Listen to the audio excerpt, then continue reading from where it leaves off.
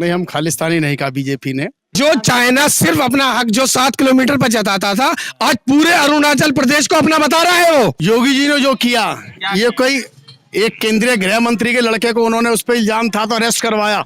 ना कोई घुसा है ना घुसेगा। तो नहीं घुसा, नहीं तो फिर वहाँ किस तरीके से हालात हो रहे हैं उसमें। मोहसिन रजा को टिकट नहीं दिया आपने, नवाब बुक्कल नवाब आपके पास थे, उन्हें आपने टिकट नहीं दिया। आप पार्टी, अपना दल सहयोगी पार्टी है भाजपा की। 40% जो है वो आवास योजना में जो लाभार्थी है मुसलमान ही है। फिर नमस्कार, आदाब, मैं रजा अंसारी और आप सभी का स्वागत है हिंद वॉइस पर। उत्तर प्रदेश में ठंडी ज्यादा है मगर सियासी गर्मी जो है वो बहुत तेज हो चुकी है और शायद ठंडी के जमाने में भी लोगों को गर्म लग रहा है। फिलहाल मौलाना आजाद नगर में है, मुस्लिम बहुल्य क्षेत्र है और मुसलमानों का जो तबका है वो कहीं ना कहीं तालीम से बहुत दूर है। तो कुछ मिशन जो है, कुछ रोजेफ एकेडमी तरह से कुछ लोग काम कर रहे हैं, अच्छी बात है, मगर अभी तो खैर सियासत का माहौल है और इलेक्शन का माहौल है। तो इलेक्शन के माहौल में हमारे साथ बीजेपी के एक जो है राज्य के कार्यकारी मतलब के सदस्य हैं भूपेंद्र सिंह टुटेजा, और दूसरी तरफ एक साथी हमारे साथ और है, बड़े बुजुर्ग है, यहाँ के पार्षद है। दोनों ही पार्षद है, वो बड़े भाई मनोनीत पार्षद। अच्छा, क्या नाम है आपका? मेरा नाम नासिर अली चांद। बहुत अच्छी बात है। तो समझ सकते हैं कि दो लोग हैं और मेरे ख्याल से दोनों लोगों की मोहब्बत एक हो सकती है मगर शायद विचारधारा अलग है। सर, आप भाजपा से जुड़े हुए हैं? जी हाँ। तो सर, कैसा लग रहा है, चूंकि आप सरदार है, कहते हैं कि सरदार मर सकता है, मिट सकता है मगर झुक नहीं सकता, ठीक है। और दूसरी तरफ ये है कि अभी ये 1.5 साल भर से ना उत्तर प्रदेश, गाजियाबाद, दिल्ली, हर जगह पे प्रदर्शन चल रहे थे बीजेपी के। बीजेपी ने उन लोगों को खालिस्तानी कहा, चूंकि उसमें जो है ज्यादातर पंजाब के किसान थे। तो शायद आपके भी कोई पूर्वज पंजाब में रहते होंगे, तो आप खुद को कैसे खालिस्तानी कह सकते हैं? नहीं, हम खालिस्तानी नहीं कहा बीजेपी ने। ये तो सब कांग्रेस की चाल थी, विपक्षियों की चाल थी और कुछ नहीं है। कोई बीजेपी ने खालिस्तानी नहीं कहा। आपने सुना उसने खालिस्तानी कहा? नहीं, किन लोगों ने कहा खालिस्तानी? आपने सुना? आपने मोदी जी से सुना, योगी जी से सुना? किससे कहा आपने? जैसे लोगों हाँ, ने क्या कहा? कपिल मिश्रा वो कोई बीजेपी के बहुत बड़े लीडर नहीं है वो कोई। हाँ बस, हाँ, ऐसे कहने का क्या है। ये तो सब कांग्रेस की और विपक्षियों की चाल है कि जो भड़काया जा रहा है लोगों को। हाँ बस। अनुराग ठाकुर ने कहा फिर एक मिनट सर, तो क्या लग रहा है कि इस बार क्या है, बदलाव कुछ है? बदलाव में सपा की लहर चल रही है। आने वाला वक्त 2022 युवाओं का साथ है। समाजवादी पार्टी पूर्ण प्रचंड बहुमत से सरकार बना रही है। प्रचंड बहुमत में कितना प्रचंड है इस बार? 351 प्लस। 351 प्लस, बड़ा अजब आंकड़ा दिया है आपने। जैसे मुसलमानों में शादी होती है तो दस्तरखाने में देखते हैं कि लोग 301 रुपया देते हैं, 351 देते हैं, तो ये 351 का कुछ समझ में नहीं आ रहा। नहीं, 351 प्लस है ना, 350 से ऊपर जाएंगे, 400 तक भी पहुंच सकते हैं हम लोग। बीजेपी वालों को जो है भागे गांव हाथ रहे। आपको 3 सीटें सिर्फ 403 में से बीजेपी जो है 300 पार जा रही है। अच्छा। तो फिर ये कहां से 400 पार जा रहे हैं? सीटें तो 403 पे चुनाव हो रहे हैं, 403 ही रहेंगी। उसमें 300 प्लस बीजेपी आएगी। अच्छा। सरकार भाजपा की बनेगी। क्या मुद्दे से सरकार आप बना रहे, सर बता अरे मुद्दे, मोदी जी ने कितने काम किए, योगी जी ने कितने काम किए? 5 काम की क्यों ये बता, जितनी गुंडागर्दी थी सब खत्म हुई। गुंडा आजम खान क्या और कितने हिंदू? आजम क्यों हिंदू नहीं थे? सब थे। कोई उसमें किसी कौम की बात नहीं है। योगी जी के लिए गुंडे गुंडे हैं, चाहे वो गुंडे किसी भी उसके हों कौम के। क्यों? विकास दुबे को नहीं करवाया उन्होंने? विकास दुबे का भी तो ऐसी बात नहीं है। आप एक तरफा बात ना करें। हाँ, मैं आपको बता रहा हूँ, आप एक तरफा बात कर रहे हैं। हाँ, क्यों गुंडागर्दी खत्म हो गई? कितनी आज हमारी बहन बेटियां सुरक्षित हैं, कितना हाथरस में सुरक्षित है। भूल गए आप सर, हाथरस में 2 बजे रात में हिंदू जो रस्म परंपरा होती है, अंतिम संस्कार होता है। कैसी बात कर रहे हैं सर? अरे आप मेरी बात सुनो, उसमें क्या, वो सब विपक्ष की चाल है सब। और क्या है? और क्या है? और क्या है? ऐसी बात कर रहा हूँ मैं। क्यों? कितनी ये बात, सपा सरकार में कितनी गुंडागर्दी थी, फिर आज है? फिर ठीक है, अब दोबारा से ही भाजपा सरकार ही आएगी। हाँ, अल्ताफ नाम करके एक 16 वर्ष का युवा, आप एक तरफा बात कर रहे हैं, आप दोनों तरफा नहीं कर रहे हैं दोनों तरफ आप। अच्छा, हाँ हाँ सरकार आपकी है सर, तो मैं तो न्यूट्रल बात नहीं कर सकता। हाँ। सरकार आपकी है तो आपसे ही हाँ, हाँ, सवाल है ना, जाहिर सी बात है। अल्ताफ नाम करके एक युवा था, मुस्लिम युवा था, काशगंज में 2 फीट के टोटके पर उसकी मौत हो जाती है और पुलिस करता है कि उसके सुसाइड कर। मैं आपको बताऊं, योगी जी ने जो किया, ये कोई एक केंद्रीय गृह मंत्री के लड़के को उन्होंने उस पर इल्जाम था तो अरेस्ट करवाया, पार्टी से क्यों फिर? निकाल दिया सर? किसे निकाल दिया?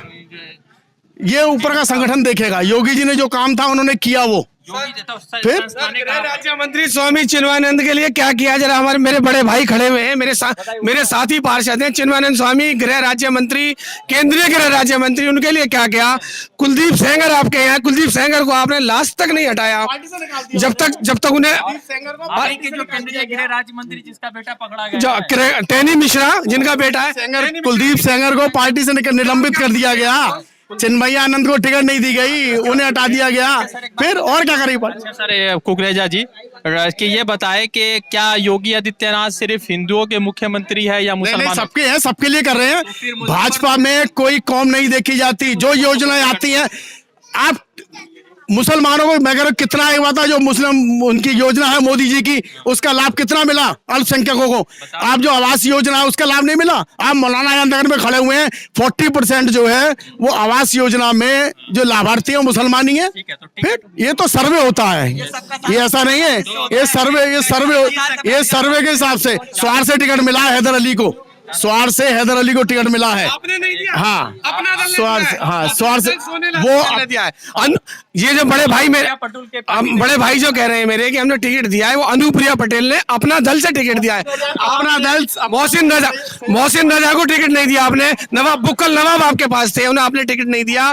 आप पार्टी, अपना दल सहयोगी पार्टी है भाजपा की, वो भाजपा का समर्थन है। हैदर अली के साथ स्वार से टिकट जो दिया है अब्दुल्ला आजम के खिलाफ। अच्छा ठीक है, बहुत अच्छी बात है सर। मगर आपको लग रहा है कि क्या, आपको नहीं लग रहा है कि उन्नाव हो गए, हाथरस हो गए, तो जो नहीं होने चाहिए थे? अब मैं इसके बारे में कुछ नहीं कह सकता। कैसी बात हाँ, सर, अपने पर आ गई तो आप नहीं, कहेंगे कि अभी इसके बारे में- बड़े भाई के पास में जवाब नहीं है। मैं सुना दूं। ऐसा है, ठीक है, अखिलेश भैया जिंदाबाद, योगी आदित्यनाथ जिंदाबाद। इनके पास गिनाने के लिए कोई काम नहीं है। अगर इन्होंने कुछ किया होता तो ये नोटबंदी पे वोट मांगे, नोटबंदी पे वोट। हमारे पास तो बहुत काम है। जितना मोदी जी ने, योगी जी ने किया, इतना किसी सरकार ने नहीं किया। नोटबंदी भी आप ही ने किया था सर, गब्बर सिंह तेज भी आपने लाया था। तो उसमें निकले तो सही ना। योगी ने काम, मैं दूंगा जवाब इसका। हाँ, बताइए क्या बताइए? योगी जी ने क्या दिया? सबको ये दिया, बेरोजगारी मोदी जी ने दिया ना? दिया नहीं दिया? रोजगार तो आज तक नहीं दिया। आप सबका साथ सबका विकास कहते हैं, नहीं आप सबका साथ सबका विकास कहते हैं। मेरी बात सुनिए, क्यों रोजगार दिए, क्यों नहीं दिए? 4 लाख लोग रोज बेरोजगार। अरे तो वो तो पहले भी थे ना, तो आप पहले भी थे ना, आप उस तो थे। फिर कर रहे हैं कि कांग्रेस ने 70 साल में क्या किया? कांग्रेस ने 70, जब कांग्रेस ने 70 साल में कुछ नहीं किया तभी तो मोदी जी को लाए। मोदी जी ने सबसे पहला काम हमारे ऊपर किया, नोटबंदी। एयर इंडिया बेच दिया, चाय बेची, चाय बेचने के बाद में एयरपोर्ट बेचे, रेलवे बेचा, BHEL बेची, NTPC बेची, और अब बेचने के लिए सिर्फ जनता के पास, उसके पास हड्डी पसली बची है। हम मोदी माननीय प्रधानमंत्री से कहता हूँ, इनकी हड्डी भी निकाल छोड़ दीजिएगा, इनका गोश्त इसका भी बेच दीजिएगा। जितना विकास मोदी जी ने किया इतना किसी ने नहीं किया। हाँ, ये कोई ने कुछ नहीं बेचा। इतना विकास मोदी जी ने किया इतना किसी ने नहीं किया। एक मिनट, मेरा सवाल ये है, आप कह रहे हैं कि सामान्य आज जो रक्षा की दृष्टि से जितना हिंदुस्तान सुरक्षित है, इतना पहले कभी नहीं रहा जितना मोदी जी के कार्यकाल में रहा। गलवान वैली का पता है आपको? गलवान वैली के बारे में पता है? हाँ, पता। चीन की सेना ढुक रही है अरुणाचल प्रदेश में। चीन की जी ने आज तक नहीं हटाया किसी ने। वो सिर्फ व्हाट्सएप यूनिवर्सिटी पे चीन की सेना हटी है। चीन की सेना 64 किलोमीटर अंदर आने के बाद में अपने तंबू गाड़ चुकी है। हमारे 14 सैनिकों शहीद कर दिया गया। जो ये जवाब देते थे कि एक गर्दन के बदले 10 गर्दन लाएंगे, इन्होंने पुलवामा इन्होंने करा दिया। आप गलत बात एक कर रहे हो। इन्होंने कहा कि 10 गर्दन लाएंगे तो टिकटॉक बंद नहीं कर दिया इन्होंने। सिर्फ टिकटॉक बंद करा। टिकटॉक बंद करने से क्या होता है? बेरोजगार हो गया युवा। उसके बाद में उन्होंने जो है सबसे बड़ी कंपनी के जो इन्वेस्टमेंट दिया गया, पैसा दिया गया है, वो नोएडा में फैक्ट्री जो लगा रही है वो चाइना लगा रही है। सबसे बड़ा निवेश चाइना ने किया है। कोई चाइना का निवेश नहीं है। क्या बात है?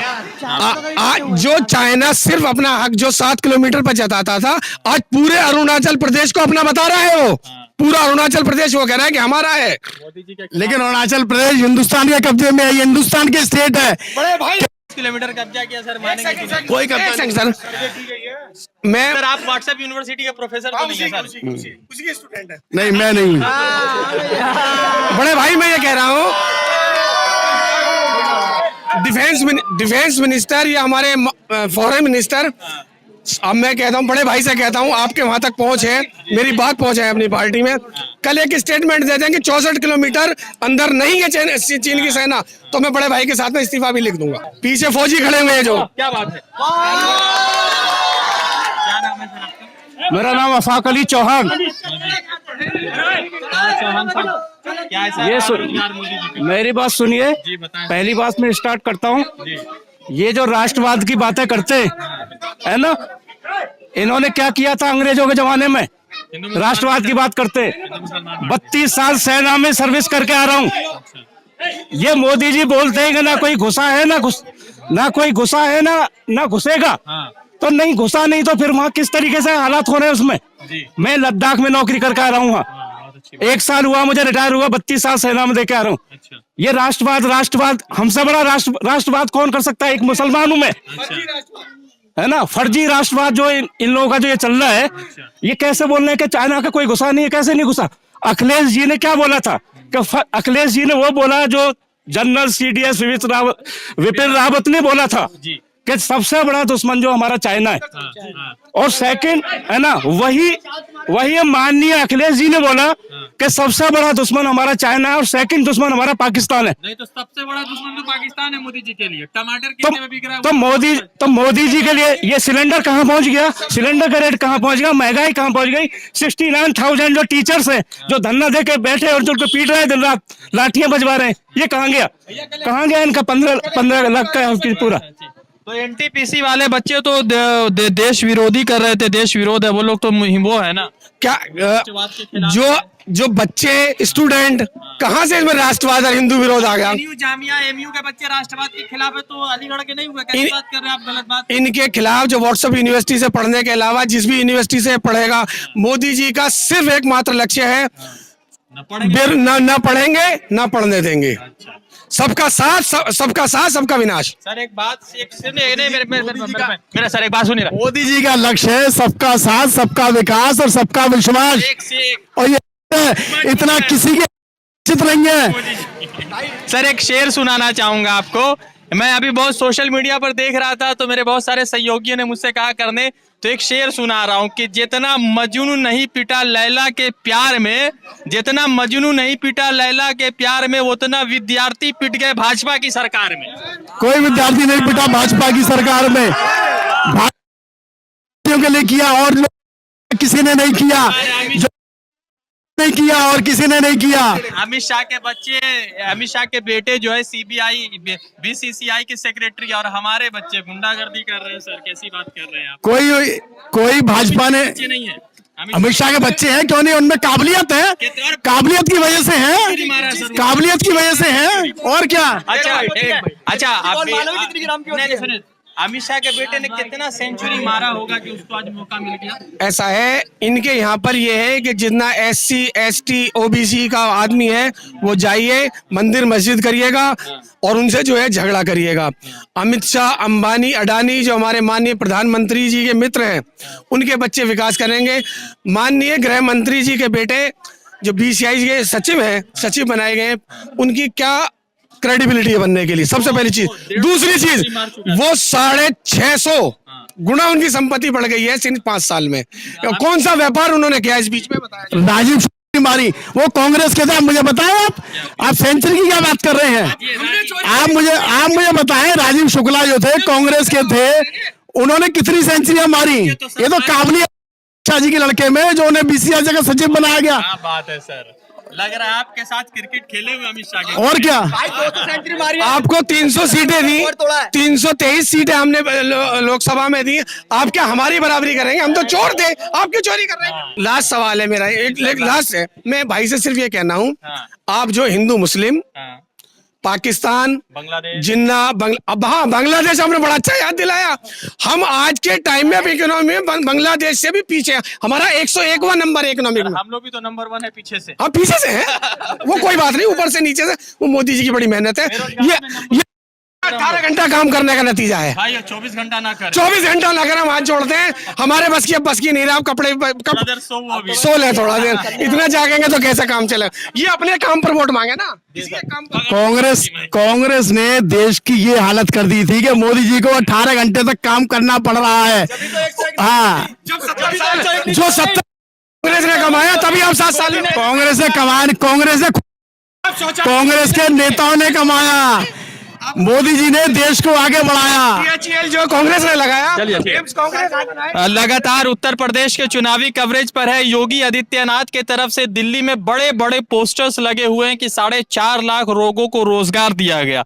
दूसरा है कि उत्तर प्रदेश के शासनकाल में गुंडागर्दी मुक्त हुई है, मगर एबीपी इंडिया टुडे और उसके साथ नेशनल क्राइम रिपोर्ट ब्यूरो के अनुसार उत्तर प्रदेश में गुंडागर्दी बढ़ी है, केस ज्यादा दर्ज हुआ है। यह मैं नहीं कह रहा हूं, ये एनसीआरबी का डेटा कह रहा है। किसी को शक है तो वो डेटा चेक कर सकता है। अब दूसरा सबसे महत्वपूर्ण सवाल यह है कि रोजगार मिलेगा नहीं मिलेगा। दूसरी तरफ मुजफ्फरनगर में और कैराना में योगी आदित्यनाथ एक और झूठ फैला रहे हैं कि वहां पर दंगों में 40 हिंदुओं के खिलाफ गोलियां चली थी। अगर वो सभी के मुख्यमंत्री है तो शायद मेरे हिसाब से उनको ऐसी शब्दों का इस्तेमाल नहीं करना चाहिए। अब जानेंगे, मौलाना आजाद नगर में हमारे बीजेपी के एक भाई है और दूसरी तरफ समाजवादी पार्टी के समर्थक है, तो मैं माफी चाहता हूं कि शब्दों में अगर किसी तरह की कोई खटास देखने को मिली होगी, क्योंकि हमारा यह देश है जहां पर बीजेपी को मौका मिला, शायद आप लोग समाजवादी पार्टी को भी मौका दे सकते हैं। रज़ा अंसारी की रिपोर्ट, हिंद वॉइस के लिए जुड़ते दूसरे अपडेट के साथ।